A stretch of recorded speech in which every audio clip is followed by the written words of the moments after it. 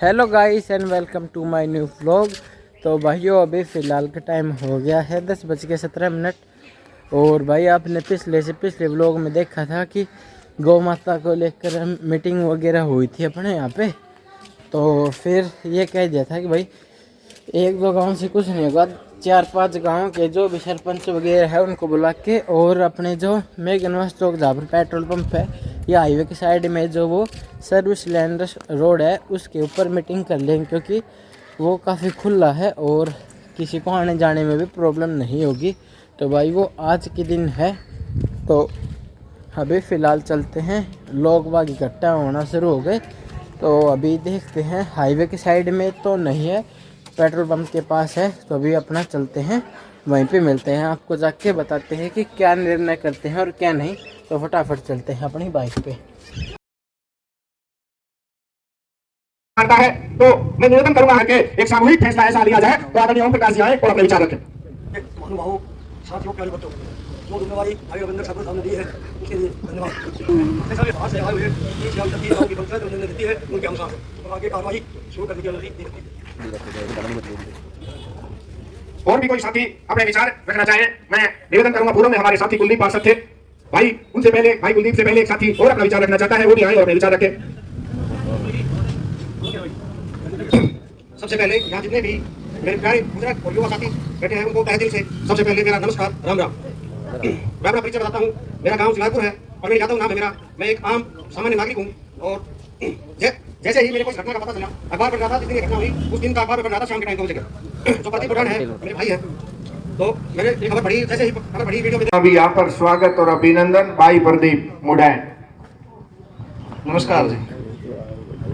सबसे पहले मैं अध्यक्ष जी से अनुमति चाहता हूँ बोलने की। 17 तारीख की बिल्कुल सहयोग में 1% भी नहीं है जी। और ये कमी इसलिए है कि आज हमारी पंचायती व्यवस्था लगा लो कि हमारा भाईचारा लगा लो, ये कमजोर है। और इसी कारण है उन पुलिस वालों की हिम्मत पड़ गई जी कि वो हमें उल्टा बोल रहे थे जी, ऐसे ऐसे आप सो जाओ जा करके। बोले ये जा ही नहीं रहे यहाँ से, बताओ ऐसे ऐसे वर्ड इस्तेमाल किए हैं उन्होंने। ऐसे बोले जी ये जा ही नहीं रहे थाने से। भाई साहब सरपंच साहब तो बहुत कुछ बोले और मैं उनकी बातें आराम से सुन रहा था। मगर कोई बात नहीं, बाद में एक्शन लेंगे इस बात का। इनके साथ दारू जो पी रखी है, इनके साथ बहस करने से क्या फायदा है। उन्होंने इस तरह का भी व्यवहार किया कि ये थाने से जा भी नहीं रहे हैं। अभी क्या किया जाए, इसका क्या सोल्यूशन हो सकता है, ये बात आप लोगों के साथ बने हैं। ये जो सभी मिलकर के जो फैसला करेंगे वो मंजूरी से इन्हीं शब्दों के साथ में विराम करते मुडैन। अब मैं निवेदन करूंगा हमारे पड़ोसी गांव भवानिया से भाई संजीव सरपंच फौजी हैं, वो भी अपने विचार रखे। भाई संजीव जी। यहाँ मान और सम्मान के योग्य दूर दूर से आए पितातुल्य बुजुर्गों, नौजवान साथियों और सभी सरपंच साथी का यहाँ पधारने पर बहुत बहुत धन्यवाद। भाई पहलवान फौजी का भी बहुत बहुत धन्यवाद। यहाँ पे हम साथ ही आए थे, तो मेरी गाड़ी बुचावास में खड़ी थी जी। हम बुलेरो में साथ ही गए थे, तीनों सरपंच भवानिया से और मुडान से प्रदीप भाई और संजय भाई और सुनील भाई थे और परमील था साथ भवानिया से भाई पंच साहब अपने। तो हम खाना खाया था यहाँ पे अपना सीगड़ा होटल के ऊपर। खाना खा के हम निकले तो ये चौक जो बुचौली वाला है, यहाँ से प्रदीप भाई यार इस रास्ते से आगे और हम सीधे निकल गए जो अगड़वाल बच्ची को जाता है। तो अंडरपास जैसे आया तो वहाँ फोन आया था संजय भाई का, बोलो संजय भाई जल्दी से आ जाओ, पिकअप में भैंस भर रखी है। तो फट्टा लगा रखा था, तो उस टाइम पता तो था नहीं भैंस है गाय है। तो मैं आया सीधा, फिर खेड़ा बोला आप खेड़ा हो जल्दी, पिकअप भाग रही है इधर से। तो मैं खेड़ा पहुंचा, खेड़ा जैसे पहुंचा तो उनको फोन करा, इन्होंने बोले भाई वापस आ जाओ, नहर पे ही हैं, क्योंकि नहर पे अंदर गाड़ी घुसा दी उन्होंने, नहर आके रास्ता ब्लॉक था। तो ये बोले का आप एडवांस में जाओ। मैं सुरजनास की तरफ गाड़ी लेके भागा, तो आगे से चेयरमैन साहब SRTS चेयरमैन भाई साहब आ रहे थे आगे से। तो मैंने रोक के पूछा उनसे, उन्होंने भी गाड़ी लगा दी। वो सोचे कि ये पिकअप ही आ रही है सामने से। रात का टाइम था, लगभग 12:30 बजे के आसपास। तो मैंने पूछा उनसे पिकअप ने, बोला नहीं। फिर हम दोनों ने वापस गाड़ी अलग अलग घुमाई ना, तो हमने देखा कि ये जो अंडरपास है खेड़ा वाला, इसके पास में आगे आगे तो पिकअप, पीछे पीछे बुलेरो आ गया। हमने पीछा करा तो खेड़ा होते हुए भवानिया से अगड़वास बचनी से फिर वापस उनने ये जो बुचौली के लिए रास्ता जाता है बीच से मट्ठा होते हुए वहां से उन्होंने पिकअप ले ली। फिर हम लगातार पुलिस प्रशासन से बैठ के, मैं फ्री बैठा था, परमीर भाई गाड़ी चला रहा था, तो मैंने 7-8 बार 112 पे कॉल करा। ऐसा कणीड़ा को भी मैंने कॉल कर दिया था उसी टाइम पे, वहाँ सर ऐसे ऐसे घटना है। फिर आगे बुचावास जो अंडरपास है वहाँ पुलिस की गाड़ी आ गई थी, पीसीआर कोई वो गश्त पे थे, उनको पता नहीं था, तो हमारी गाड़ी पिकअप भी एकदम से मुड़ नहीं पाती वहाँ सर्कल पे। तो उन्होंने देखा, उन्होंने वापस बैक करके, तो पुलिस वालों को हमने इशारा कर दिया, तो समझ गए कुछ ना कुछ गड़बड़ है, तो उन्होंने गाड़ी को पीछे ले लिया। उसके पीछे भाई ने बुचावास डायरेक्ट जो रास्ता है उससे ले ली गाड़ी, हमने पीछे लगा ली। तो पुलिस की गाड़ी मतलब पिकअप के साथ में लग गई थी। तो प्रशासन की इतनी भारी कमी है कि गाड़ी वो लग गई, थोड़ी दूर चले 1.5 किलोमीटर, तो आगे ट्रक आ गया, ट्रक के बगल में बुलेरो लगा दी, बुलेरो को पीछे हमारी एक पुलिस की गाड़ी थी, मेरी गाड़ी लग गई थी। फिर भी वो निकल के भाग गए, लेकिन प्रशासन की गाड़ी वहां तक तो हमारे साथ चली।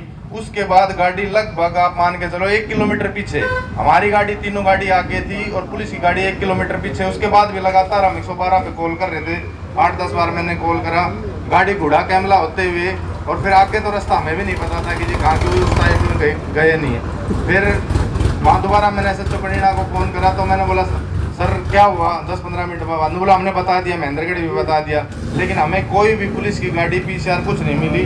वो उन्होंने क्या करा, फिर उन्होंने हमने रोकने के लिए डाला खोला, डाला खोल के बार बार 1-2 गाय एक डाली, फिर आके जाके भैया अटक जाए, रुक जाए, क्योंकि देखो उनको भी डर तो हो गया था कि अब तो पकड़े जाने, 4-4 गाड़ी पीछे हो ली। तो पुलिस की गाड़ी को कम से कम उनके पास तो हथियार भी थे, वो पत्थर मार रहे, गाड़ी तोड़ दी, तो उनके पास हथियार थे, तो वो कम से कम कुछ कर सकते थे, लेकिन उन्होंने कुछ नहीं किया। या तो पुलिस की 60 गार्ड थी या जो भी था, मतलब बिल्कुल गलत करा है पुलिस वालों ने या प्रशासन ने जो भी। नहीं तो एक महेंद्रगढ़ डिस्ट्रिक्ट में यही 11:15 बजे पिक्चर आ रही है कि महेंद्रगढ़ में 112 नंबर पे कॉल कर दिया गया था, तो प्रशासन को थोड़ा वैसे अलर्ट हो जाना चाहिए था कि हाँ भाई इस तरह से तस्करी हो रही है। तो प्रशासन ने कोई भी किसी भी प्रकार की बिल्कुल भी मदद नहीं करी। लगभग 50 मिनट के आसपास हम 112 पे कॉल करते रहे, ना पुलिस का कोई भी बंदा वहां पे पहुंचा।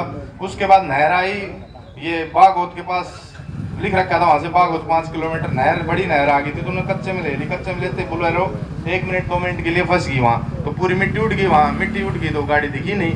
फिर वो हम पीछे करे जैसे ही उसके, तो सामने दूसरी पिकअप आ गई, कोई वो दिख गई, उन्होंने लेफ्ट लेके वो निकल गए, हमारे आंखों से ओझल हो गए। हमने काफ़ी फिर भी प्रयास करा, लेकिन वो गाड़ी दिखी नहीं थी। उसके बाद उनके पास 5-6 गाय तो उन्होंने फेंक दी थी, 1 गाय बची थी खाली।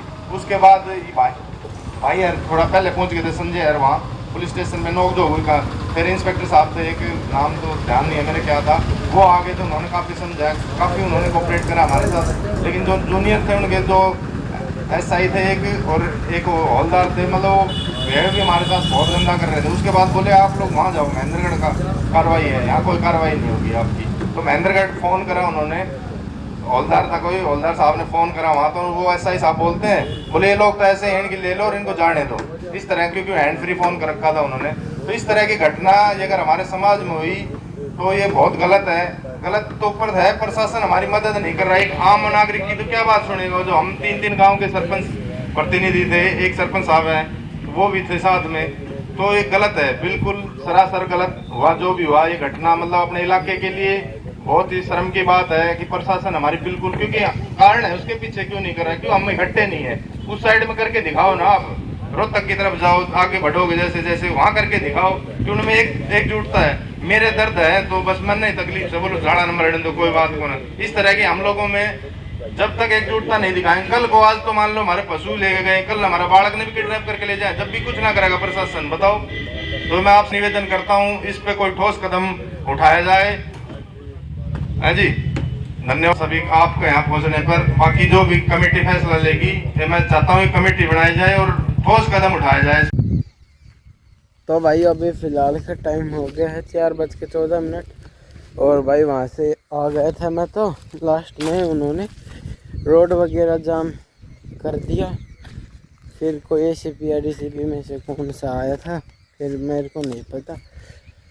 फिर अब मैं आते सो गया था और अभी उठा हूँ, और अभी देख लो अपना मस्त इधर सूरज निकल रहा है। और भाई अभी हम आगे खेतों में, हमने भी ऐसे ही घासे वगैरह काटे थे, तो आज ट्रैक्टर ट्रॉली तो मिल नहीं पा रहा, पता नहीं किसी काम में व्यस्त है। तो अपनी ऊँट गाड़ी भर के और अपने प्लाट है जो दूसरे वाला जो दिखाया था उसमें डाल लेंगे। तो अभी गाड़ी आई नहीं है, अपनी आएगी तो फटाफट भर के और आपसे फिर मिलते हैं। फटाफट काम करवा देते हैं, क्या पता बारिश कब आ जाए। तो अभी इंतज़ार कर रहे गाड़ी का, आते ही अपना काम शुरू कर देते हैं। तो भाइयों अभी फ़िलहाल ये देख लो, पूरा खेत खाली कर दिया है इधर वाला, और थोड़े बहुत उसमें भी थे। और ये अपने भाई फुल एकदम गाड़ी भर दी है। इधर से भी देख लो एकदम फुल ज़बरदस्त तरीके से। और ये रस्से वगैरह बांध दिए हैं कि धचके में हिलेगी तो गिरेंगे नहीं। तो अभी भैया फ़िलहाल चलते हैं घर पे, पैरों में दर्द होने लग गया। तो अभी फटाफट चलते हैं घर पे। गाड़ी तो अपने धीरे धीरे आएगी, अपन बाइक पे चलते हैं और फिर आपको घर पे जाके मिलते हैं। तो भाइयों अभी फ़िलहाल का टाइम हो गया है 8:10। और भाई इस व्लॉग को यहीं पे करते हैं एंड। आई होप आपको आज का व्लॉग अच्छा लगा होगा। अच्छा लगा तो लाइक कर देना, अगर आप चैनल पर नहीं तो चैनल को सब्सक्राइब कर देना। और भाई अपने एरिया की जो भी पुलिस वगैरह है वो आम जनता की सपोर्ट करे, आम जनता की सहायता करे। और वीडियो देखने के लिए